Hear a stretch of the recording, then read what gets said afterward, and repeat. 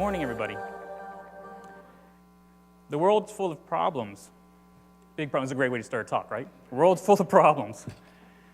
Pollution, global warming, epidemic diseases, and poverty.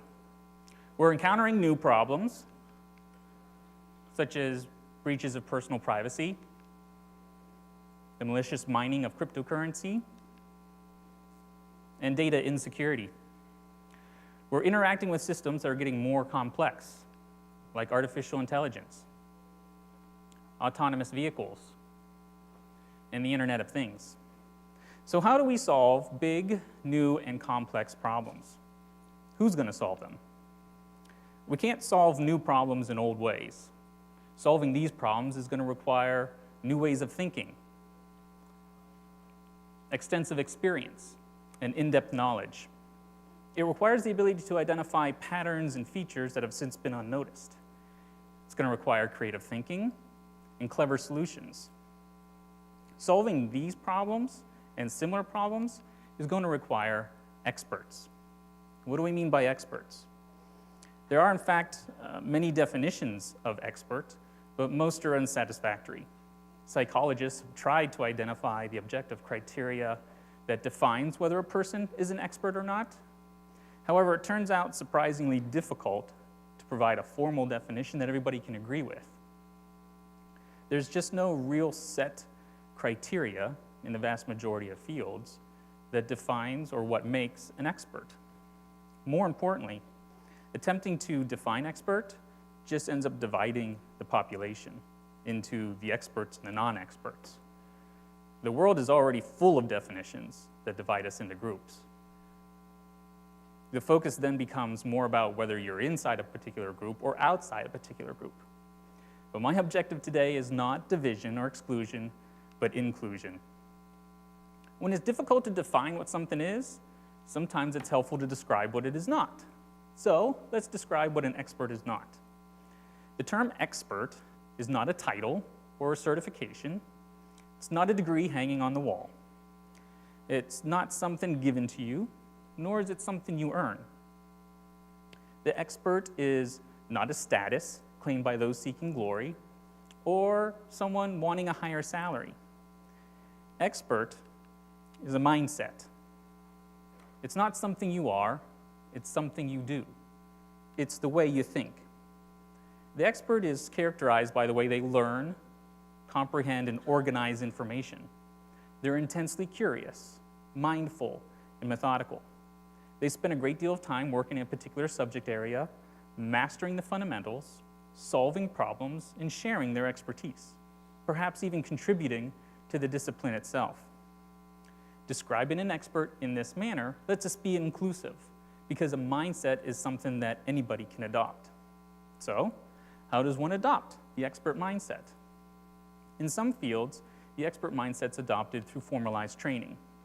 For example, electricians start out their careers as apprentices, during which they grow their skills and learn about building codes.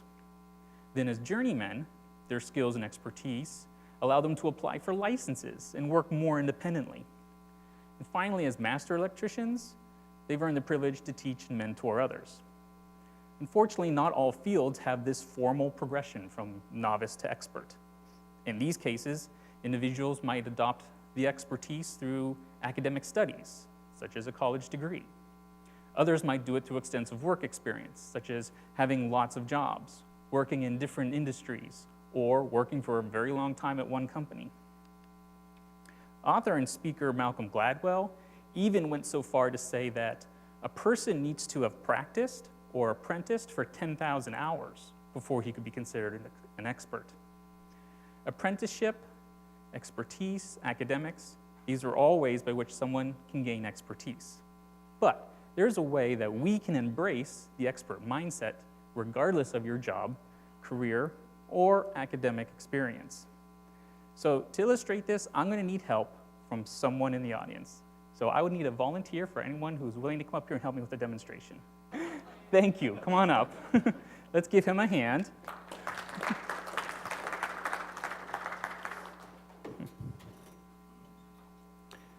What's your name? Tom Forrester. Tom, Thanks for joining me up here.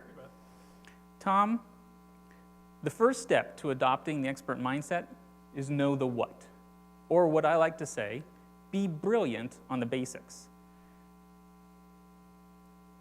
Before we can embrace the expert mindset, we must master the fundamentals of whatever it is we're doing. Here, we're going to talk about woodworking. You don't happen to be a woodworker, No, or a carpenter, no, or a you wouldn't builder. want me to be. No, No. this will be more fun then. So, the basics of woodworking. First, safety. So, here's some safety glasses. I would like you to put those on, and I have some also. Now, Tom, it's your first day as a novice woodworker, and I have a question for you. Which tool would you use to pound a nail into a board? Most likely a hammer. A hammer, right. The novice woodworker has to know that a hammer is the most appropriate job for pounding in a nail. Now, they may even know that there are lots of different kinds of hammers, such as ball-peen hammers for shaping metal, rubber mallets for hammering finished surfaces without causing damage, or sledgehammers for demolition. Right? So, Tom, I would like you to select from the pegboard a hammer that you would use to pound in a nail.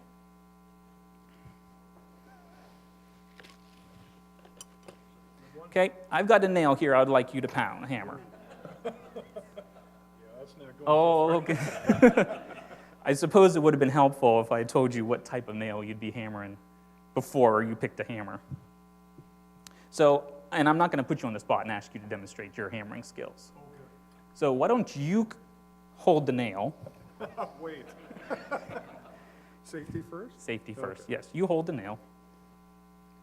Now, my grandfather worked on the railroad, and when he retired, they gave him this hammer. So, Tom, you hold the nail. Yeah. I'm going to channel my inner Gallagher. Nobody got that one? Oh, yeah. Okay. This is not a watermelon. It's not a watermelon. Okay, here we go. Ready? No, that's going to be a bad idea, right? So, thank you, Tom, for your help. You're very welcome. You might give me the glasses. Give Tom a hand. Thank you.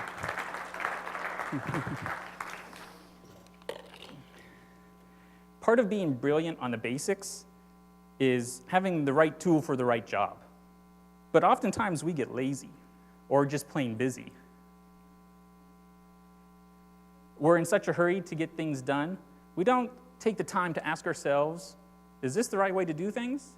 Is there perhaps a better way it should be done? Say you just got home from shopping at your favorite home decor store, Pier 1 Imports, Home Goods, or my favorite, Bed Bath & Beyond. Is there any BBB fans? One time I got home from work, and there was one of those big white Bed Bath & Beyond bags on the counter, and I looked at my wife. She's like, what? I'm like, you went to BBB without me. Now I have the 7-year-old on surveillance. He tattletales on her. Daddy, we went to Best Buy, and she didn't tell you. So you just got home from your favorite home decor store, came home with a good deal on a little knickknack, piece of wall art, maybe it's a new clock. So you're standing in your living room or your kitchen, and you need to put a small nail in the wall to hang up your new clock. So what do? You go to the junk drawer, right? We all have these in our kitchen, yes? It's that drawer that has all the little stuff that's handy to have nearby, but it really doesn't have a place of its own. The most common phrase in my house growing up as a child was, go check the junk drawer. If you needed a paperclip, go check the junk drawer. Hey, do we have any AA batteries? Somebody would yell, go check the junk drawer, right? Can I have a sandwich? Go check the junk drawer. I'm sure there is stuff in my parents' junk drawer that's older than I am. So you go rummage through the junk drawer, and sure enough, you find the perfect little nail to hang up your new wall clock. Now we know a hammer is the right tool for the job to pound in a nail, but chances are you don't have a hammer in your junk drawer. And instead of going to the basement or going to the garage to get a nail, you start digging through the junk drawer for something you could use as a hammer. Now, if you were lucky, you might have one of these, a meat tenderizer. It's like a hammer. You might flatten a finger in the process, but you may not have a meat tenderizer. But what you do have is a screwdriver, right? So what do? We've all done it.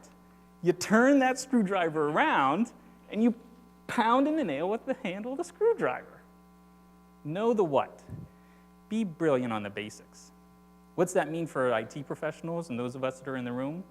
It means having strong communication skills, strong troubleshooting skills, and strong customer service skills. For a developer, it's knowing the syntax of the programming language you're using. For a network engineer, it's knowing the IP protocol stack. And for an IT professional, it's knowing what confidentiality, integrity, and availability are.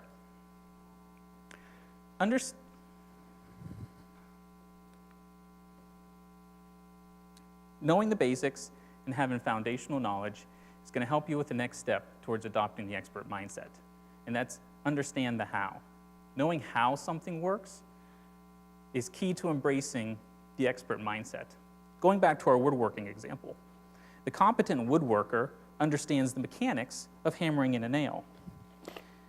They know that to hammer a 16-penny nail into a 2x4 is best done with a 22-ounce framing hammer held by the end of the handle, swung from the elbow, while focusing on striking the head of the nail at a 90-degree angle.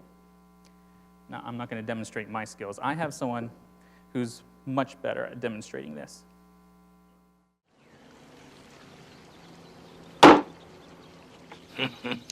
Come, take off jacket. You try. Must focus. Concentrate. Focus. Most important. I can't, Mr. Miyagi. Not today, all right? I'm just not in the mood. Why? Because my whole life is going out of focus, that's why. When you feel life out of focus, always return to basic of life.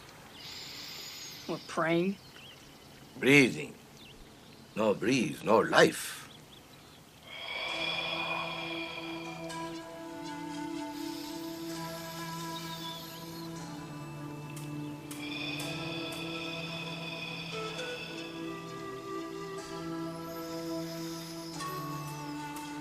Oi, come try.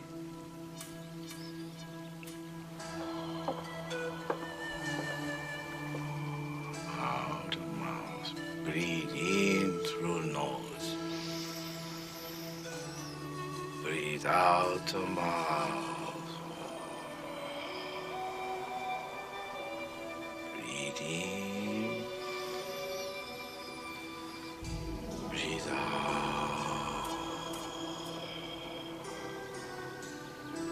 Oi. Now how feel? Better. More focused. Good. Come back to work.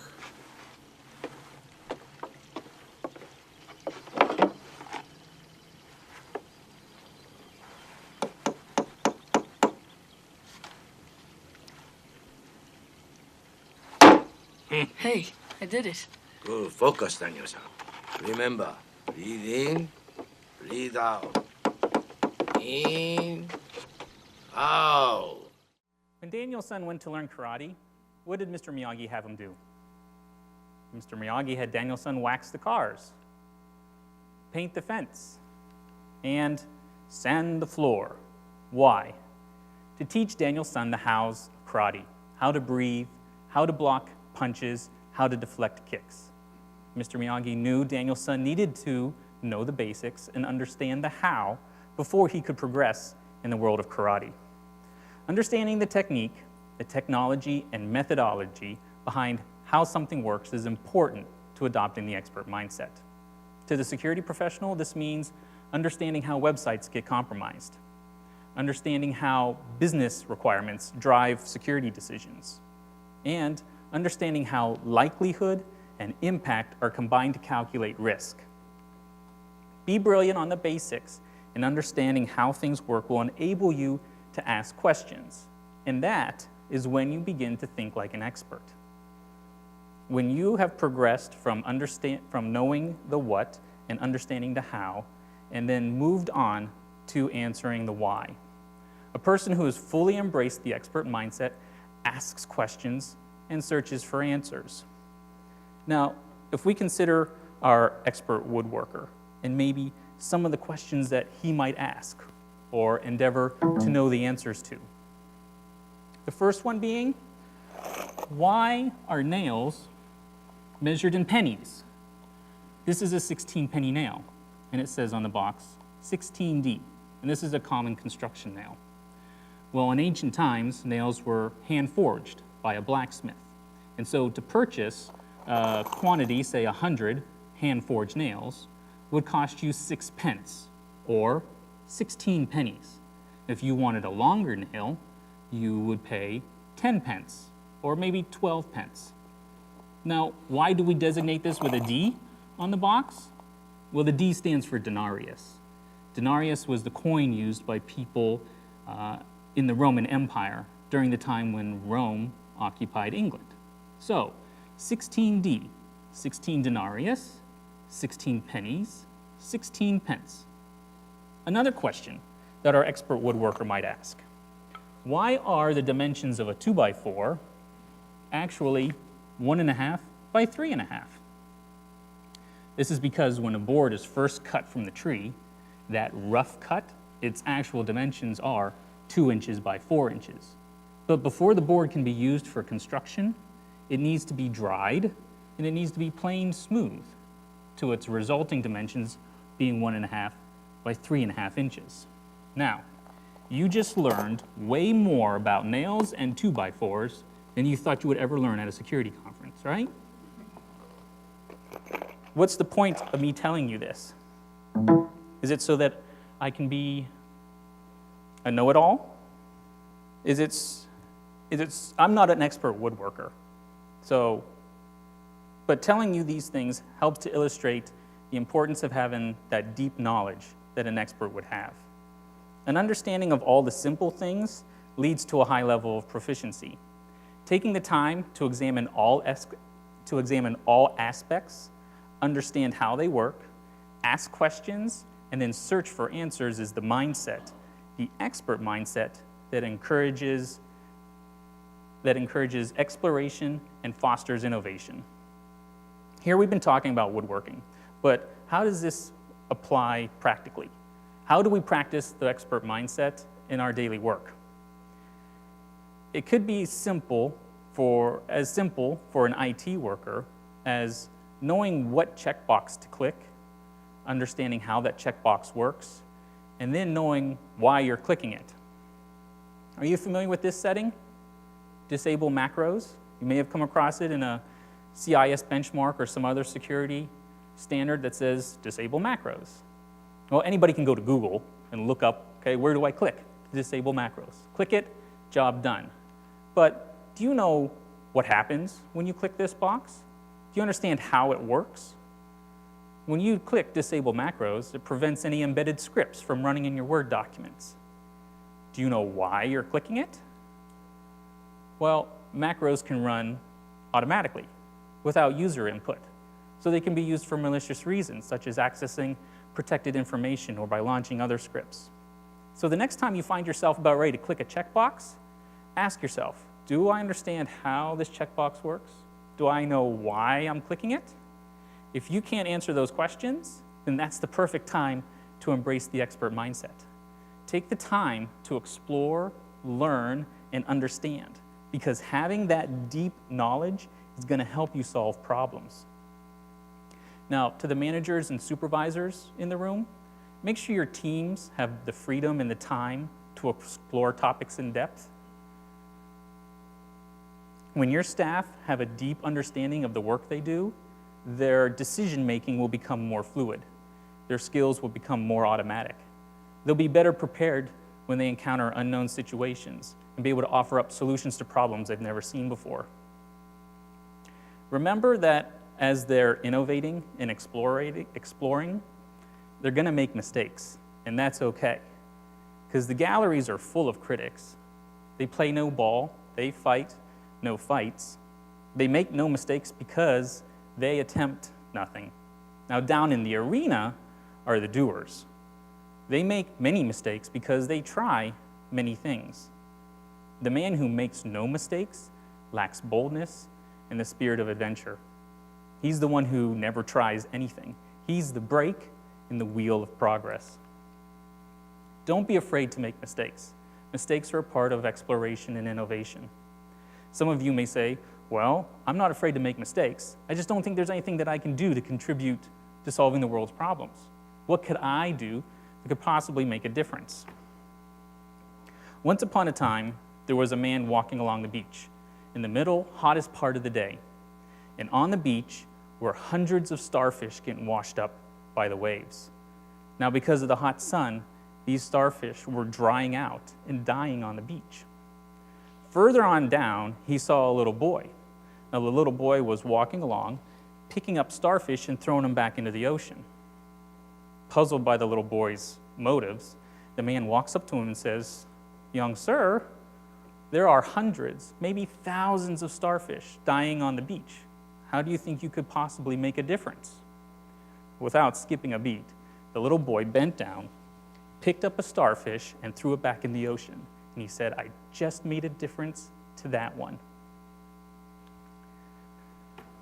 Everyone can contribute, can make a difference, no matter how small. The world of information security is a perfect place for that because there's so much to explore.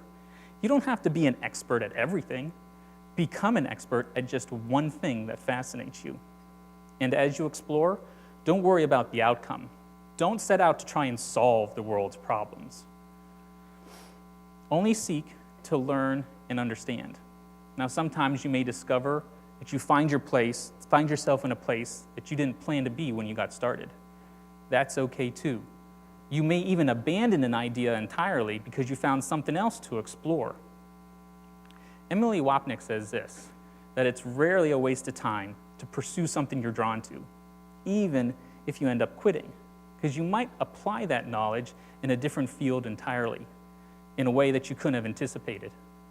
Share what you learn with the world. We're a community. We love talking about what we learn and what we know. Johnny Long is the founder of Hackers for Charity. I had the privilege of hearing him speak once, and I really liked some of the insights that he had when he was talking about the hacker community. I've paraphrased a few of them. A hacker solves complex problems and can do wonders with limited resources, has fun with technology, and is generous and surprisingly kind-hearted. The hacker community is a tight, powerful, creative resource. We often underestimate our ability to help someone. Together, our skills, adaptability, and ability to learn can make a positive difference. Anyone can embrace the expert mindset and endeavor to become an expert in anything. Do you know what I'm an expert in? Installing toilets. I've probably installed 20 toilets in my lifetime. My parents' house has 3 bathrooms. I installed the toilets in all of them. But most of my experience came from working at a summer camp when I was in high school and college. Old summer camp, lots of shower houses and bathrooms. And one summer, the camp director decides, hey, I want new toilets everywhere. So I spent my summer replacing all the toilets. Not just replacing them, installing, but removing old toilets. And there is some skill, some technique in removing old toilets. And what's the one thing people don't want is a leaky toilet, right? So learning the process of installing a new toilet on the flange, wax rings, fill valves, supply tubes. I became an expert at installing toilets. But whether it's academics, a job, or it's a hobby, find something that fascinates you and chase it down a rabbit hole. First, know the what. Master the basics, learn everything you can about it. Then, take the time to fully understand how it works. Finally, begin asking questions and searching for answers. When you find the answers, share them with others. Tell a colleague, write a blog, give a talk. Then, perhaps they will use it in a way of their own to solve a different problem. That's how the world's problems are going to be solved. I want to give each of you something, and I don't have Mickey, or is Mickey in here? Can you go grab me a hammer real quick?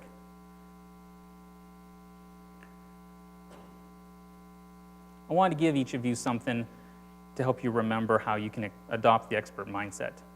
Out in the lobby, in the hallway, there's a table.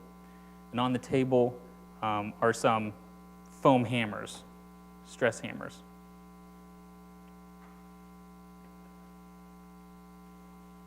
Thank you. So it's a stress hammer, right? It's a foam hammer. But on the side, it's printed, "Be brilliant on the basics." Now, please, everyone can go pick up one of these, take it. You can put it on your dresser at home or put it on your desk at work as a reminder to always strive for excellence in the fundamentals of whatever it is that you do. If you're a web developer, don't just build a website. Build one that adheres to standards, is visually appealing, and easy to use, and secure. If you're a manager, make sure you're building into your teams in a way that they're not going to end up resenting you. If you're a help desk technician, don't just pick up the phone when it rings and answer users' questions. Do it professionally. Do it exquisitely. The world needs experts now more than ever. Individuals that are innovating and sharing their knowledge. It's impossible to be an expert at everything, but you can be an expert in one component of something you do. Find and embrace that expert's mindset, because it's going to be your skills, your individual contribution to your team, community, and society, your expertise that's going to be essential to solving the world's biggest and most complex problems. Thank you.